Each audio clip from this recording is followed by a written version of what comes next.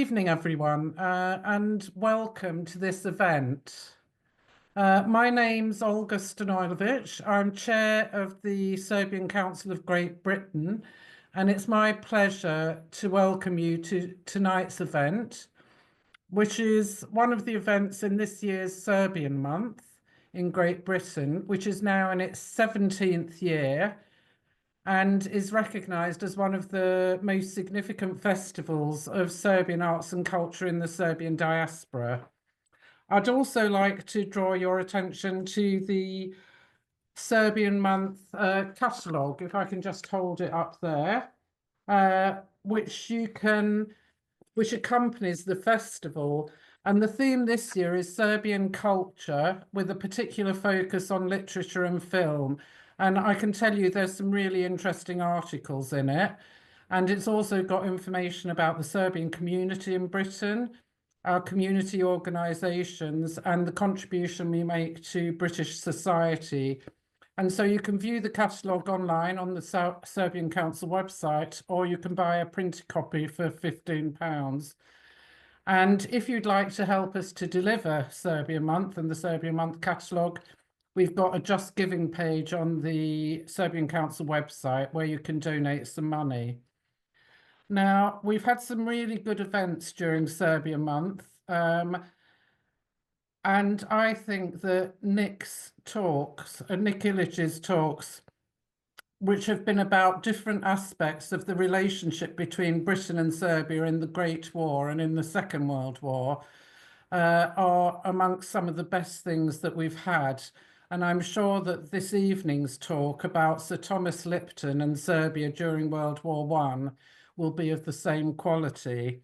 Now, for those of you that don't know Nick, he was a colonel in the British Army. He was born and brought up in Telford in Shropshire, and after leaving university, he went on to graduate from the Royal Military Academy, Sandhurst, in 1991. Throughout his career, he served around the world on various deployments and operations. And thanks to his Yugoslav roots, he was heavily involved in the British Army's presence in Bosnia and Herzegovina between 1992 and 1999, including one tour as aide and interpreter to General Sir Michael Rose in Sarajevo in 1994. And between 2018 and 2021, he was the British Defence Attaché to Serbia, where he was responsible for the UK-Serbia defence bilateral relationship. He's a member of the Most Excellent Order of the British Empire, a recipient of the Queen's Gallantry Medal, the Queen's Commendation for Valuable Service, the Vice Chief of Defence Commendation, and the Serbian Red Cross Silver Medallion. And I think he retired from the army this year, so I can't think of anyone better to give us a talk. But before I hand over to Nick, can I just tell you about how we'll arrange the meeting? It will last an hour. Nick's talk should take about 45 minutes, and then there'll be time for questions. If you want to ask a question, it would be ideal if you could use the chat facility. You're muted so that Nick's talk isn't interrupted, and the meeting will be recorded because quite a few people can't make this evening, and we'll put it on the Serbian Month YouTube channel. So if you don't want to appear on it, please switch off your cameras, and then you won't appear. So without any further ado, I'd like to hand over to Nick. Thank you, Olga. Hopefully you can hear me, and thanks everybody for joining me. This story really, I think it's one of these forgotten stories of British Serbian history. I think 2025 is such an important year in terms of our relations. It's the 110th anniversary of what the events of 1915. Of course, we'll talk about the start of the Great War in 1914. But at this time, 110 years ago, there were large numbers of British citizens, mainly women, who basically travelled to Serbia in its hour of need. And therefore, you know, many of these stories, because they occurred in Serbia, because it was part ultimately of the, you know, the Balkan campaign, which later became the Slonica Front, is really largely a forgotten part of history in many respects, because from a British perspective, you know, it is the Western Front that really dominates the narrative. But the story of Serbia during the Great War, and particularly Britain's support to Serbia, is really one of these things that very few people know about. And when it came to the Great War, Serbia, out of all the nations that took part in that war, suffered the most by, you know, by its population. You know, a third of the population perished. Some 53% of the male population perished. 75% of the army became casualties. So it was a horrendous war. And of course, you know, Britain's support to Serbia, particularly in terms of humanitarian support, particularly on the medical side, was such an important factor. And the story of Sir Thomas Lipton, who many of you will have heard of as the king of tea, Lipton's iced tea, one of my favorite drinks, was one of those people who was inspired by what was going on in terms of Serbia's resistance in the Great War. And this story is about Sir Thomas Lipton's visit, taken from a book that he wrote called The Terrible Truth About Serbia, which really inspired, you know, thousands of people to sort of give of themselves, both physically to travel to Serbia, but also in terms of donations to help the Serbian people in what was the most difficult time really of their existence in that regard. So who was Sir Thomas Lipton? I'm sure many of you probably know.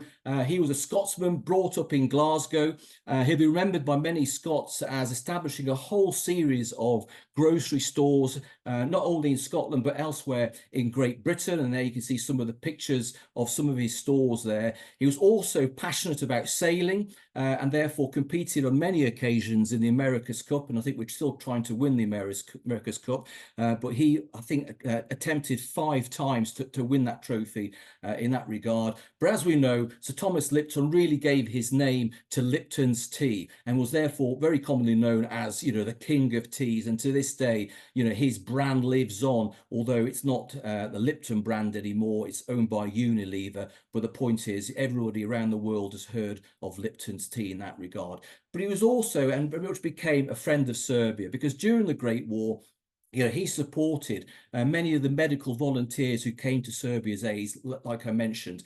And of course, in order to transport his tea around the world, he had this fleet of steam yachts. And he therefore made those yachts available to the British Serbian Red Cross in order to transport not only humanitarian aid and medicines, but also staff to Serbia in 1915. And like I said, he personally went there, setting off in January of 1915. And like I said, when he came back, he then wrote this book called The Terrible Truth About Serbia. If you're interested in reading it, then you can download it freely from the Internet Archive.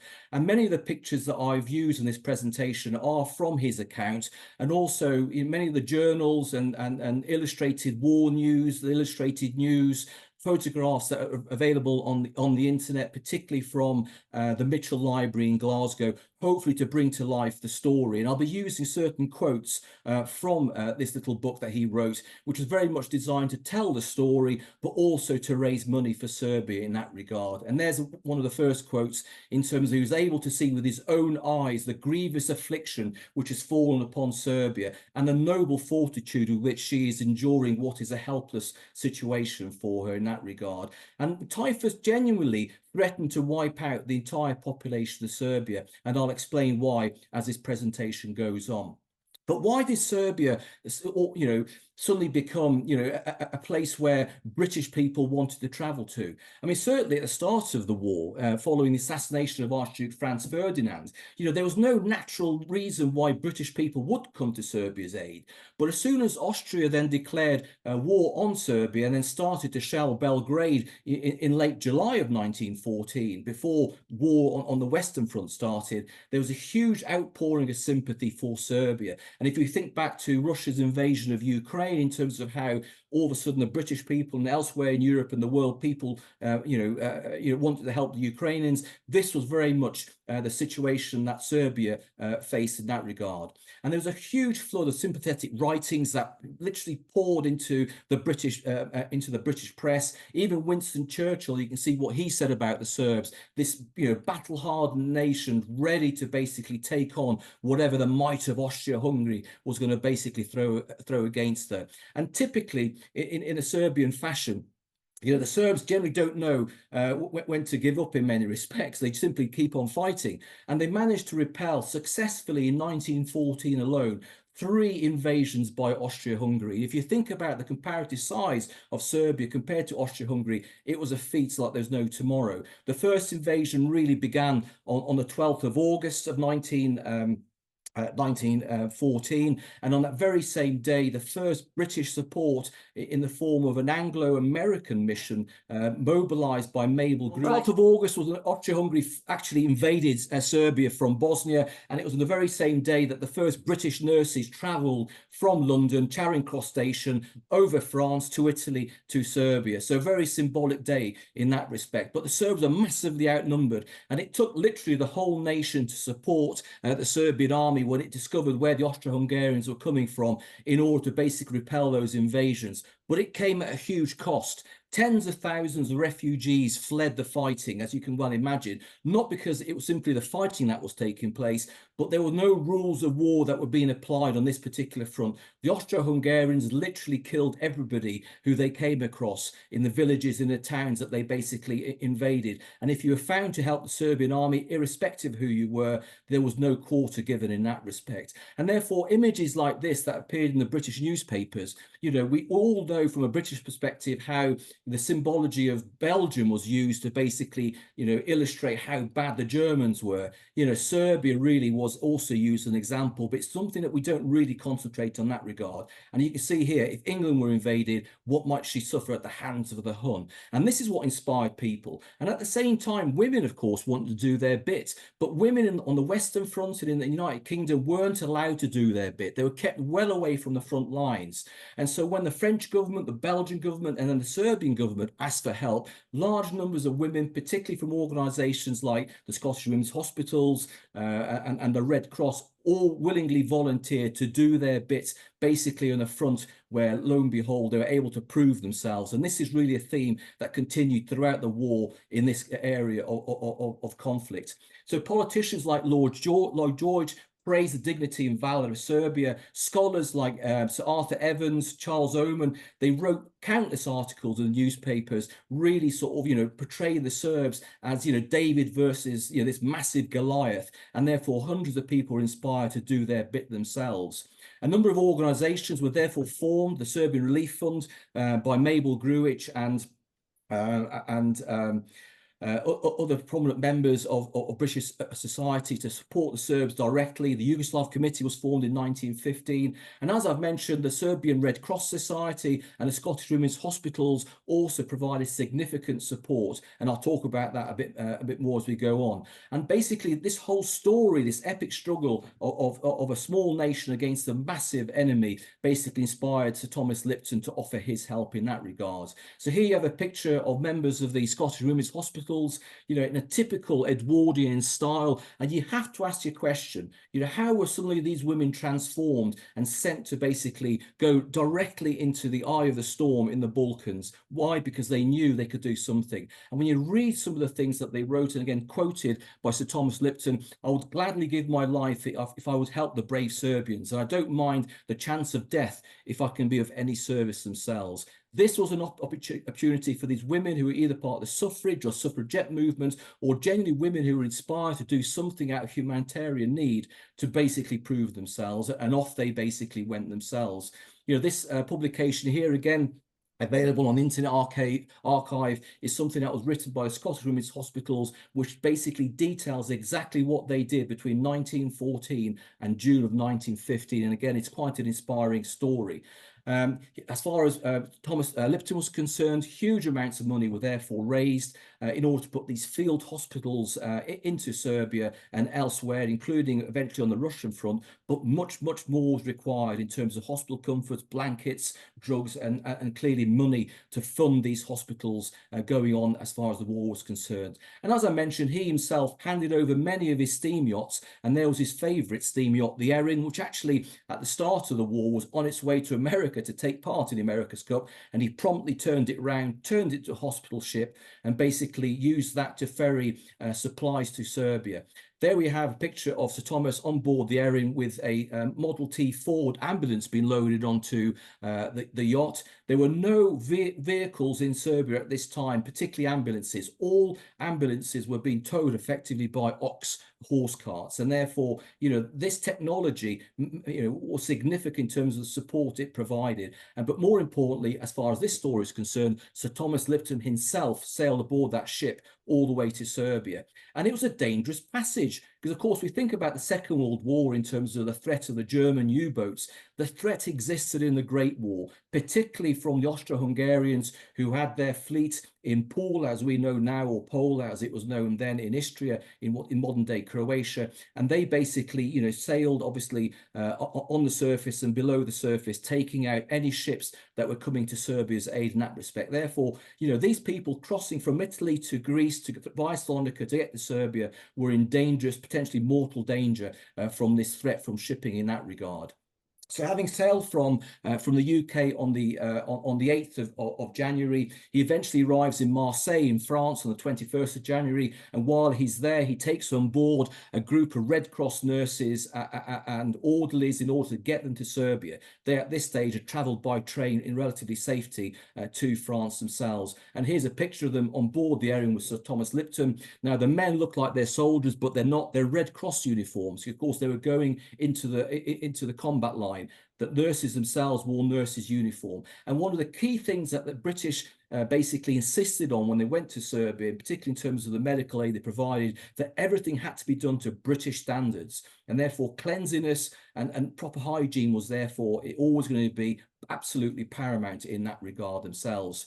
The voyage continued to Monte Carlo, where obviously they had a bit of a break, moved on then into Italy to Messina, which itself was in a terrible state, having suffered from an earthquake in 1908, before basically going to Catania, where they basically waited for the right news in terms of it's now safe to cross because they believe there'll be no U-boats in the Adriatic or the Mediterranean Sea. And so lo and behold, Sir Thomas Lipton then left Catania in order to try and get through the Corinth Canal with his nurses. And as you can see there, even on board ship, they were there knitting, trying to basically do whatever they could to make more things like, sweaters and things for the victims of Serbia at that time. So here's the Erin passing through the Corinth Canal, very similar to the Panama Canal in terms of shortening the distance of passage from the Adriatic to basically to Salonika in that respect. Having successfully navigated through the Corinth Canal, they stopped off in Athens, and there you can see pictures that he took of Athens at that time, before eventually arriving on the 11th of February on this day in Salonika 110 years ago. And of course, this is where he suddenly realized that that Serbia was really at the height of the typhus epidemic that was really threatening to destroy the entire population in that regard. So from Salonika, having basically offloaded all their supplies, they basically boarded trains for Serbia. And of course, at that stage, what we now know as the Republic of North Macedonia was part of southern Serbia, and that's the first place he basically visited.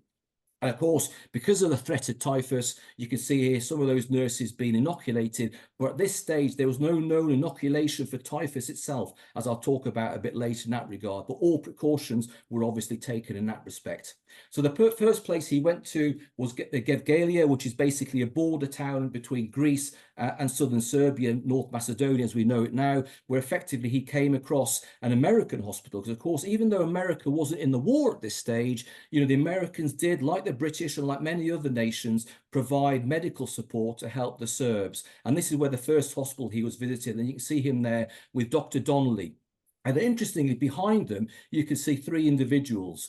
two of them are actually prisoners from the Austro-Hungarian army who were basically captured in the early days of the fighting and were then press ganged into service to help the Serbs. And of course, what's interesting is that many of these prisoners weren't Austrians or Hungarians. They were probably Slavs from places like Bosnia or the Czech Republic as we know it now, and were therefore delighted to help their Slavic brothers, the Serbs, and were not willing to go back or be repatriated to Austria-Hungary in that regard. And of course, this is where in this town and later in Niš, in Belgrade and Kragujevac, he basically saw the effect of typhus, how it was literally spreading like wildfire, and nobody was basically immune to it, and the whole nation was therefore threatened, because of course it was a winter disease, and this was now in the middle of the winter in that regard.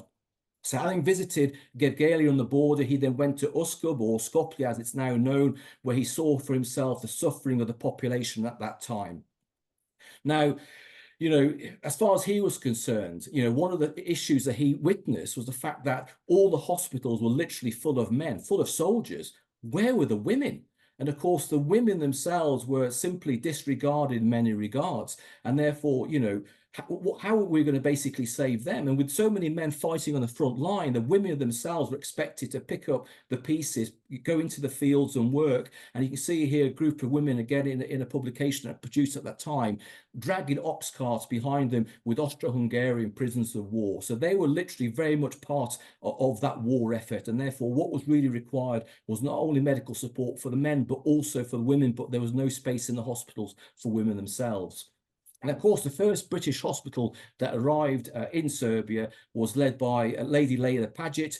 She was the wife of the British minister or ambassador, as we now know him, Sir Ralph Paget, who was basically overall in charge of the whole medical effort at that time in Serbia. In fact, she actually established the first military hospital in Belgrade during the Balkan Wars, and it was her hospital and a second Serbian relief hospital that were very much established in Skopje to provide immediate aid to the population themselves. Some 3,000 international volunteers came from all over the world to help the Serbs. And of that 3,000, 1,000 came from the United Kingdom. And the vast majority of those are women, as I've already described. And there we have the first field hospital en route to Serbia on one of those ships in order to provide the aid.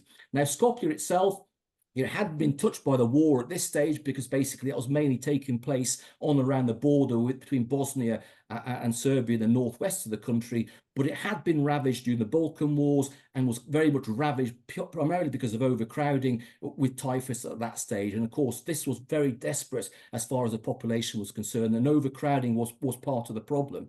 And of course, as you can see here, what Sir Thomas Lipton wrote is essentially a disease that is produced by famine and overcrowding. And of course, as these hospitals were established, more and more people poured into these cities, which therefore made the situation far worse, because they didn't realize what was causing the typhus to spread. And Serbia at that stage was one of the healthiest countries in Europe. And lo and behold, she was now helpless because she was simply overwhelmed by what was going on in that regard.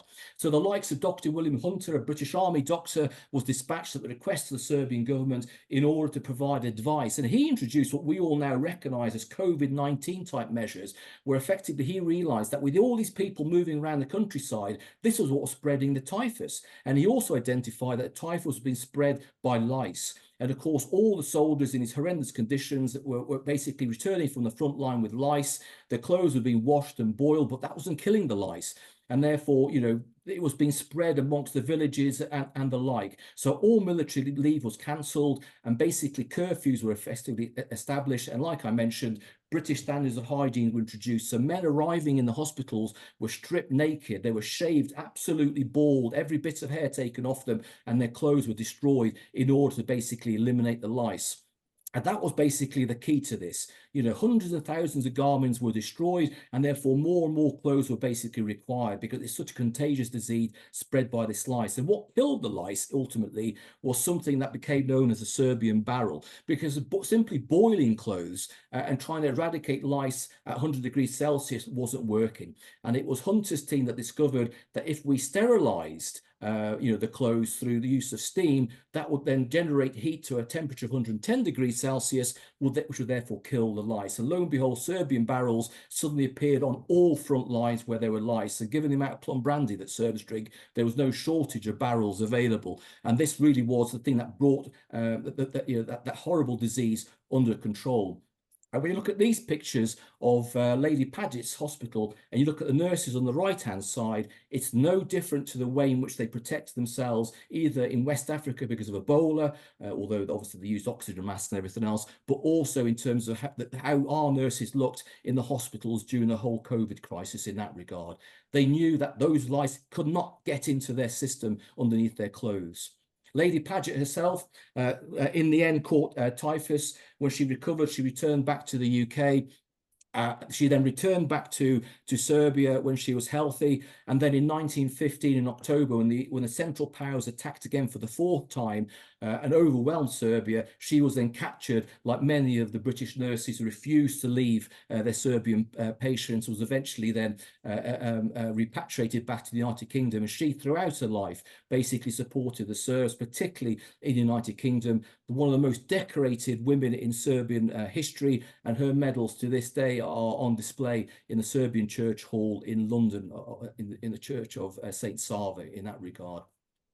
Sir Thomas Lipton, having visited Lady Paget, then left Skopje for Niš. Now, Niš is Serbia's third largest city today. It was Serbia's second largest city at the time, and that's where the government of Serbia evacuated themselves from Belgrade, because, of course, Serbia was on the front line. The Danube River was the border between Austria-Hungary and Serbia was badly damaged in those early days of the war. So the whole government basically moved to Niš, including the entire diplomatic community. And again, here you can see the United States consulate in Niš at that time, very different to the embassy in Belgrade today. And on his arrival, he was met by a delegation from the Serbian government, including the British delegation. Here's one of my predecessors, who was defence attaché at the time, Colonel Napier, with the Crown Prince Alexander and the Prime Minister Nikola Pasic, basically either side of him, with Sir Thomas Lipton. And basically throughout this visit, the Crown Prince supported Sir Thomas Lipton and basically gave him complete access to whatever he wanted to see in that regard. But Niš, like Skopje, was absolutely overcrowded. Prior to the war, population of 15 to 20,000. Now it was packed with over 100,000 people, and hundreds were dying on a daily basis. You know, one day 300 people died, and this just made the situation worse in terms of trying to thwart the threat. And of course, this was the winter. Many of the soldiers who were returning from the front lines were weak. They were cold. Their uniforms were absolutely covered in lice, and this made them particularly susceptible to the disease themselves. And when you combine that with the conditions of overcrowding, it was a disaster in many respects. And on a daily basis, these poor victims were being brought on oxen carts into the city themselves, and many of the people just simply didn't make it to the hospitals. And again, more pictures from Sir Thomas Lipton's book in that regard, of a soldier in a doorway, basically lying down and effectively dying. And many were literally brought to the hospitals, and they were so full that they couldn't be basically treated themselves, let alone the civilian population that was constantly on the move. And of course, the bodies just simply continued to mount up, and the graveyards were very much full of all these victims. Added to that, like I mentioned, the Austro-Hungarian prisoners who were there, you know, in very large numbers, and of course they were then crammed into these buildings. And of course, in terms of how the original typhus was brought to Serbia, it was very much, they say, because the Austro-Hungarians who were basically overcrowded, and it's basically spread from them to the Serbian soldiers. And so this was a real issue. But many of these Austro-Hungarians, like I said, willingly helped the Serbs in terms of any way they possibly could, and were literally there right up until the invasion of October 1915, and some sort of 80,000 actually went across the Albanian mountains with the Serbian army in the epic retreat of 1915-1916, which again is quite remarkable. From there, he travelled on from Niš to Trstenik, where obviously he saw the conditions there, before going to Vrnjačka Banja. Now, Vrnjačka Banja is a very famous spa town in Serbia, huge today medical complexes where people go to take the waters and healing. And like I said, he was there very much with the Crown Prince, seeing what was going on the ground themselves, not only in terms of the towns, but also the villages. You can see how difficult the ground would have been, particularly with the military moving around in large numbers, churning up the ground, slowing down movements and making it really difficult. In Brno, the largest British presence was physically located in terms of a hospital, and this really was the centre of the British effort, very much led by the Red Cross, and Dr. James Berry was in charge of the hospital there. And of course, they found themselves in the most difficult conditions. And of course, the visit by Sir Thomas Lipton to Brno raised very much the morale of the British nurses and doctors who were physically there. And you can see how immaculately turned out these women are in terms of the nurses, because it goes back to the matrons maintaining British standards and setting an example. And the legacy that these people left behind was that the Serbian medical services learned so much in terms of how to treat their patients. Whilst there were doctors in Serbia at that time, but not many, there are only 500 military doctors at that time, nursing was really described as medieval, and therefore ultimately what they demonstrated was very much the art of the possible in that respect. So there he is at a picnic with a number of these doctors and nurses from Dr. Berry's unit. And again, like Layla Paget, when the Austro-Hungarians, the Germans and the Bulgarians invaded in October of 1915, they refused to leave their patients behind. They maintained the hospitals in Brno, and they eventually themselves were captured and eventually repatriated. And the picture on the right-hand side is quite interesting, because you see two doctors there in their uniforms under Austro-Hungarian guard, and behind them is a former Austro-Hungarian prisoner wearing his white orderly robe, smiling in that regard. And the picture in the bottom, the centre there, basically is titled, if you can't see it, "In Remembrance of Our Imprisonment with Dr. Berry's English Mission." Everyone was, of course, described as English in those days, even the Scots in service in 1915. So again, you know, they very much were on the front line in that respect. And again, if you want to read more about that Red Cross unit, again, the story of the Red Cross unit in Serbia is available to download on the Internet Archive on the internet. And again, it's a fascinating read with some amazing pictures, some of which I've used in this account in that regard. But the main focus, particularly with the Serbian army, and particularly for the likes of the Scottish Women's Hospitals at this time, where they established 2 hospitals to start with and many more were to come, was in the town of Kragujevac, where the main military headquarters was located. And in addition to the Scottish Women's Hospitals, the Serbian Relief Fund sent a 3rd hospital under Mabel Stobart, a Dorset woman, which was located, as you can see there, on the race course in Kragujevac itself. And of course, that created its own problems, because the race course was a place where thousands of refugees were initially located, and the ground became contaminated. And of course, the contamination caused illness, which only then exacerbated the problems themselves. But in every case, the hygiene measures that were put into place, be they under canvas or in buildings, were to British standards. And before any patients were taken to any British hospital building, the hospitals were cleaned from ceiling to floor, wall to wall. But of course, thousands of people now flocked to the town to get some help. Here's one of those Scottish Women's Hospitals on the left of the picture, by the name of Mrs. Hankin Hardy.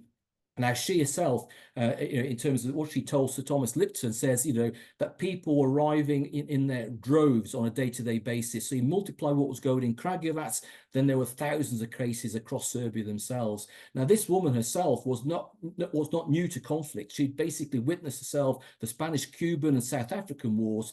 But what she witnessed in Serbia was something that she'd never seen previously in her life in that regard, in a very short period of time themselves. And even worse, of course, like I mentioned, was the sheer lack of doctors, sheer lack of nurses. And she herself was looking after 600 patients without a doctor or nurse to help her. When the Scottish Women's Hospitals came across Dr. Elizabeth Ross, and I'll talk about her in a second, she was the only doctor and only nurse in this vast military hospital complex that was just a squalor. And when they said to her, "You can't work in these conditions," she basically turned around and said, "If I don't help them, who will?" And she then carried on supporting them, but more about her in a second in that regard. And of course, as you can see there in the second paragraph, these were gentle, well-educated, in many cases, women who had come from villages and towns in Scotland or England or Wales or Ireland or elsewhere in the world, who were now face to face, unlike any other women from the United Kingdom and elsewhere, with the realities of war, very close to the front line, dealing with an epidemic that was threatening to wipe out the entire nation.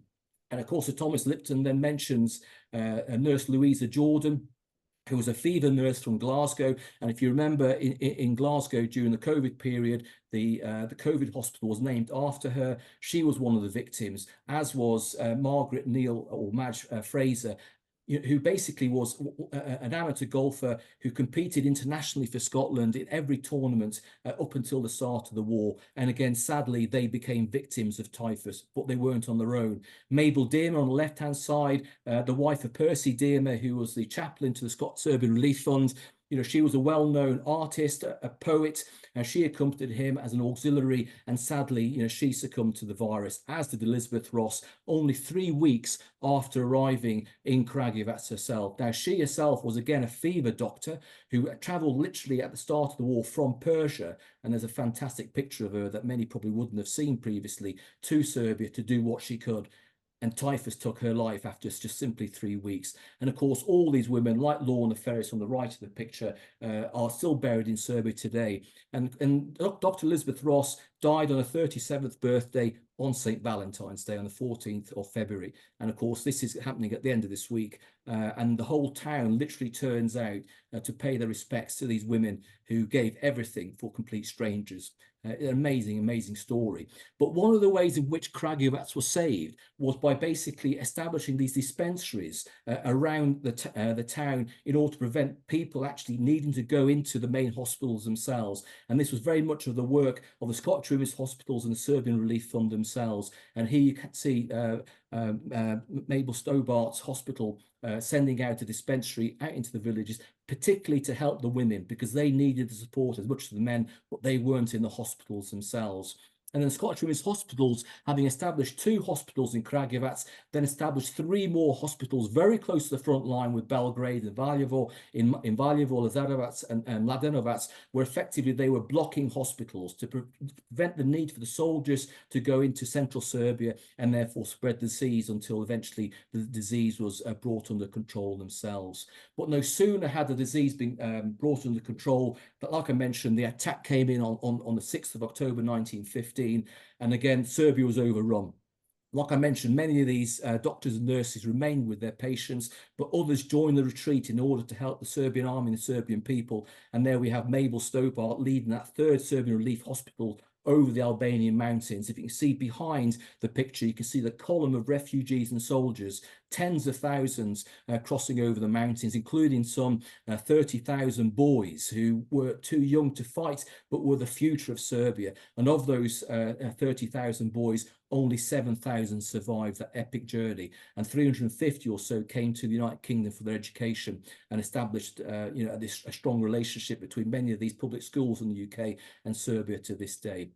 But the point is that while from a Serbian perspective, people know about the exploits of the Serbian nation going over these mountains, these primarily women very much part of that retreat. And you can see by these artist drawings of Dr. McGregor's, for example, her team from Mladenovac moving across the mountains, they were absolutely awful conditions.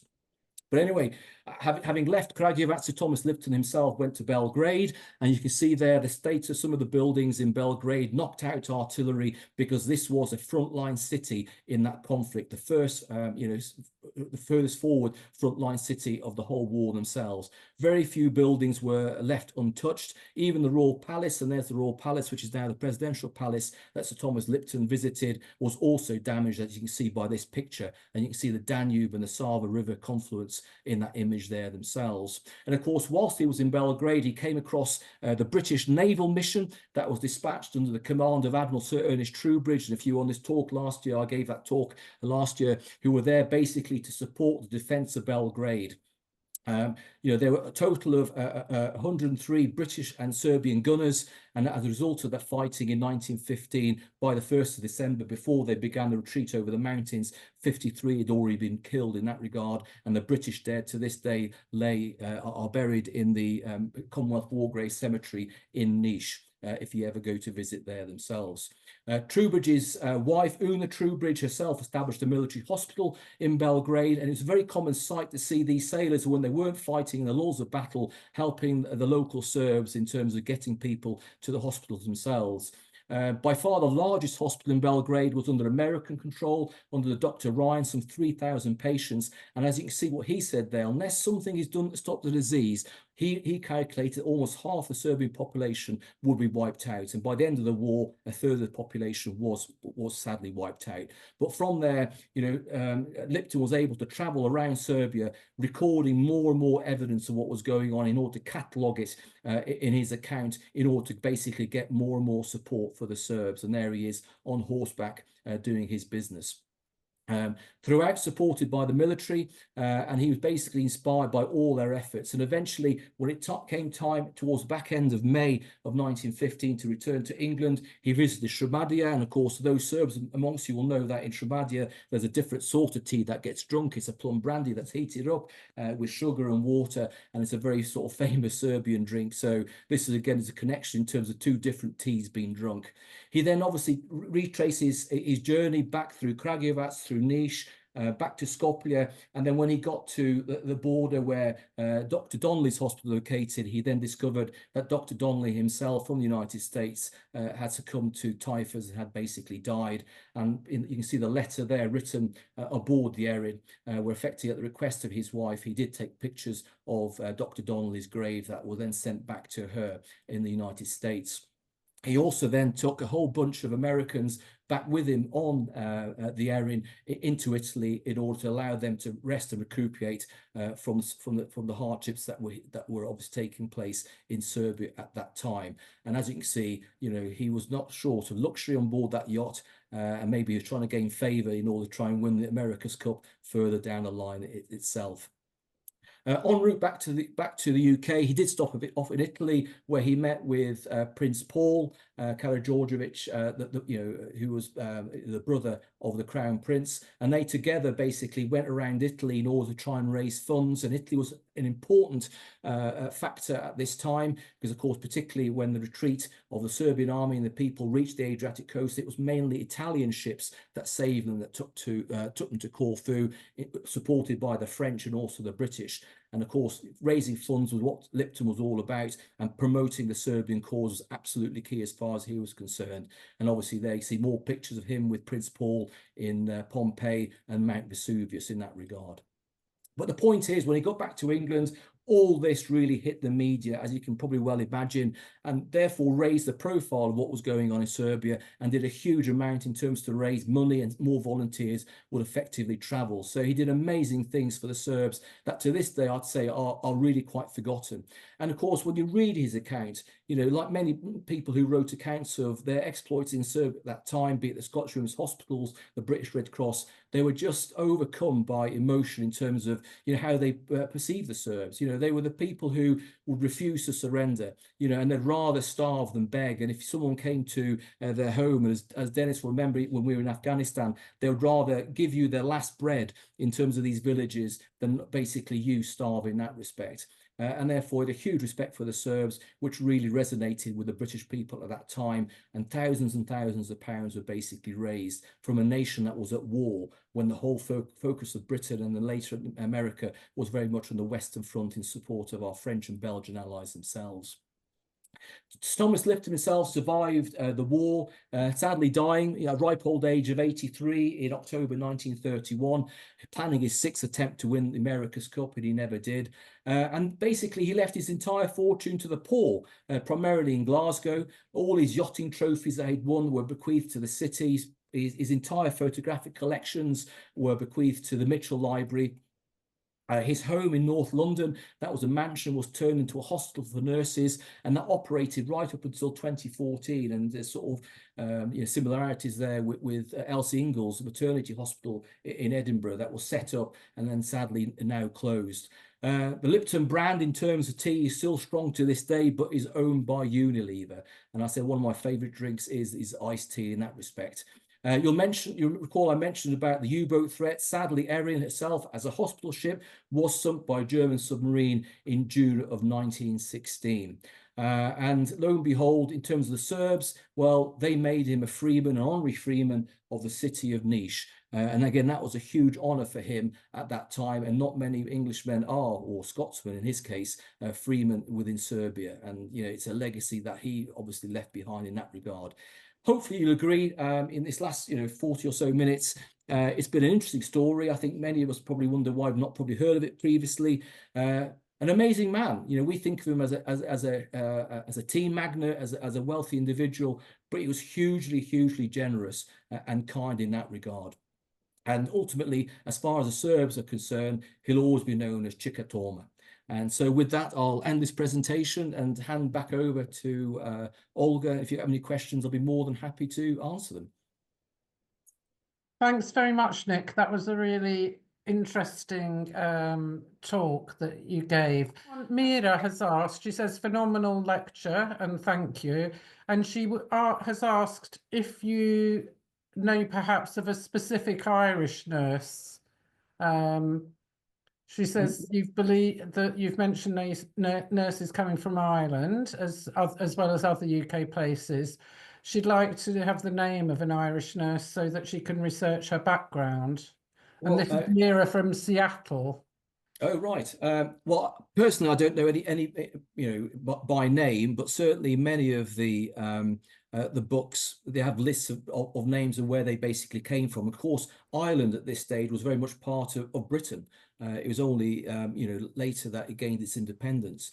And so, in fact, when we look at the Salonika front, the first British division that landed at Salonika, literally at the same time as, in fact, the day before the invasion by the Austro-Hungarians, the Bulgarians at this stage, and also the Germans, was the 10th Irish Division that had basically travelled from Gallipoli, and they were almost wiped out at the Battle of Costurino in what we now know as sort of on the border with North Macedonia.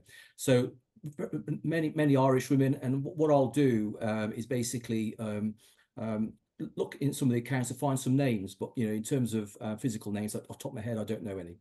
Yeah, what I was going to say, Mira, is if you could email the Serbian Council, it's got the email address, then I can pass it on to Nick and we can make sure we can get back to you.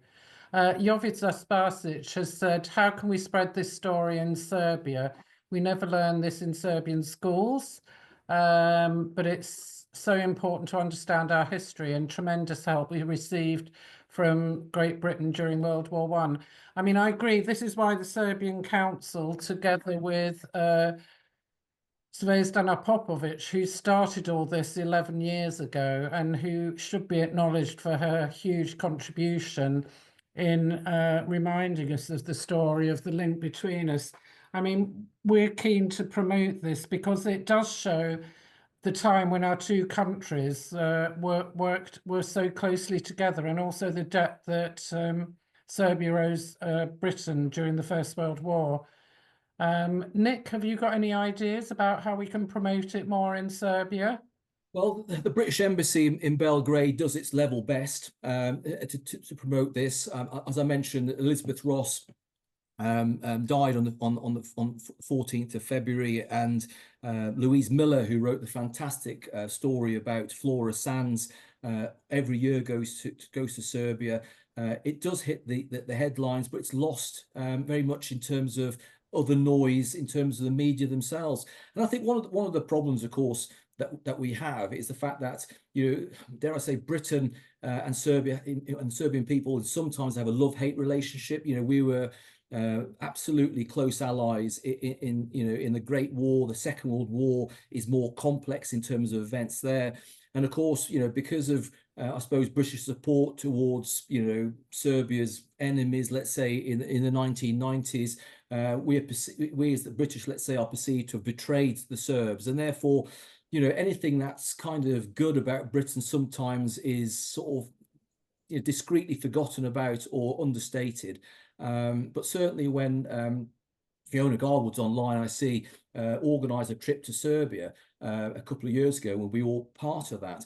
I mean, it was humbling because we'd go to somewhere like Vranje, where there's a memorial, and literally the entire Isabel Emsley Hutton Medical School turned out, all the doctors, the nurses, the students, and everywhere we went, you know, people turned out in their masses. And of course, whilst we might have forgotten, particularly these women who travelled, you know, into the unknown, into the lion's teeth at that time, the Serbs themselves, where they're buried, they haven't forgotten them. Mm. And every year on the 15th of September, for example, in Mladenovac, where there's a fountain to Elsie Ingalls and the Scottish Women's Hospitals, there's always a commemoration there. And this fountain was built whilst they were physically there and still alive. Normally you build memorials to those who've given their lives, but the Serbs really appreciated what they gave them to keep them alive, and that's why that's quite a unique memorial. And elsewhere in Serbia, they haven't been forgotten, but it's not mainstream. That's the problem. And I know the embassy does its level best, but it gets lost in the noise. There's thanks, Nick. And I mean, I think there's quite a few of the women who went to Serbia that can vouch for what Nick has said. I think we were all amazed at how well remembered the women who gave up their lives in the First World War, how they were remembered by the local population. So that was very touching. Matthew said that the war graves in North Macedonia are impressive, and the number of soldiers who died of typhus rather than war wounds was quite amazing. And of course, in the Commonwealth War Grave in Skopje, one of the Scottish Women's Hospitals, Nurse Tughill, who died in Kosovo, again, she was one of those who died in the retreat, is buried there. I think it's an interesting story because, of course, the Commonwealth War Graves Commission was set up at the end of the Great War because of ultimately, in fact, whilst the war was being still fought, to be fair, because of the way in which soldiers weren't being properly buried in that respect. And they do an amazing job to obviously, still find to this day soldiers who perished. In fact, the last woman to perish in the Great War is also buried in Niš. Again, one of the nurses, and that's something which is interesting. But Nurse Tughill died in Kosovo during that retreat, and it was only after Evelina Haverfield died in 1920 that Dr. Emsley Hutton went back to try and locate the graves of all these women who died at that time. And she was the one who found the graves of the Scottish nurses and also Elizabeth Ross and the like in Kragujevac, and afterwards, therefore, the memorials were then established for them. Had it not been for her, they may never have been found in that respect because they weren't soldiers. And of course, from a British government's perspective, they never really supported these women doing what they knew they could do. And when Dr. Elsie Ingalls wanted to establish a field hospital to support the British Army in 1914. She was told by the War Department in Edinburgh, "My good lady, go home and sit still." And of course, if you know the Scottish ladies of today, never mind that time, the last thing they were going to do is be told by men to sit still. And this is exactly why they volunteered and did sterling service in places like Serbia and also supporting the Serbian army that were fighting on the Russian front. These were prisoners who had been formed into Serbian battalions who'd formerly been Austro-Hungarian soldiers. And again, they did a huge job in terms of getting these men out to safety. And sadly, when eventually Elsie Ingalls returned to the UK in November of 1917, 3 days later, she herself died. She was suffering from cancer, but she gave her life and everything for the Serbian people. And there's another comment about, are any talks like this given in schools, which is something I'm sure we'd love to do. And I mean, the interesting thing is during the First World War, 12,000 schools celebrated Kosovo Day, which was part of the Serbian Relief Fund to raise money for Serbia. Matthew said that he's not sure whether he's met you whilst you were serving in UNPROFOR. He was in Bihać and later Gornji Vakuf, and he's interested to have learnt more about the long-standing UK connections with Serbia.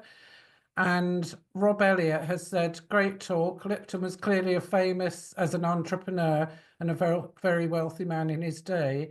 But to what extent, if any, do you think we know so little about his interest in Serbia due to the focus on the Western Front and Gallipoli at the time? I think it's a natural reaction because that's where the main British effort was focused, in terms of the Western Front. And I obviously mentioned that in terms of by proportion of the population, Serbia suffered the most of all the Allied nations. The carnage of the Western Front, to this day, is something that we as a nation haven't forgotten. And you only need to look at sort of what happens around, the UK, and particularly, in London and elsewhere, on Remembrance Day, the fact that it's still for us something that is very poignant and important. The Slonica front was very much a forgotten front. It was seen as a backwater, from a British perspective, because they were able to fight for many months of the year because of the conditions. There's always this call to basically get these soldiers withdrawn. And of course, when one thinks about it in terms of logically, the first front to fall was the Slonica front. The breakout on the 15th of September by the British, the Serbian and the French armies, created the fastest and longest advance of the entire First World War. When they reached Macedonia, they knocked the Bulgarians out of the war on the 30th of September. When they reached Nice, they cut the Berlin to Istanbul railway that effectively prevented supplies getting to Turkey, and therefore they were knocked out of the war. And of course, Austria-Hungary at this stage had also collapsed. And of course, from a French perspective, and many on the Westerners that they were described, their belief was that the war had to be won on the Western Front. But the success on the Eastern Front in terms of Salonika, going through Serbia, with then the liberation of Bosnia and what we now know as Croatia and Slovenia, the Germans suddenly realized that their back door was completely left open. The Americans, by this stage, had arrived, were advancing on all fronts, but Germany had no reserves in the rear, and therefore they were forced to capitulate, as we know, on the 11th of November, very much because of what happened in the East. But that then takes away of the story in terms of what happened in the West. And that's probably one of the reasons why ultimately, the Slonica front is one of the forgotten fronts, very much like the Second World War with what happened in Italy. We don't talk so much about the Italian front because it's all about Normandy, but that's just simply how narratives work. So on everyone's behalf, I'd like to thank you, Nick, for what's been another fascinating talk. It will be it's been recorded, so you will be able to see it if you want to watch it again. As Nick said, we're looking forward to seeing some of you at the event at the embassy on the 21st of February, and also on the weekend of I think it's 7th to 9th of March, we've got a film festival, and one of the films that will be shown is the Serbian Golgotha, which is a film about the retreat across Albania in the First World War, and it's worth seeing. And you'll be able to find out more information about that on the Serbian Council website in due course. So thank you all for attending, and good night, and enjoy the rest of the evening. Thanks very much. Thank you.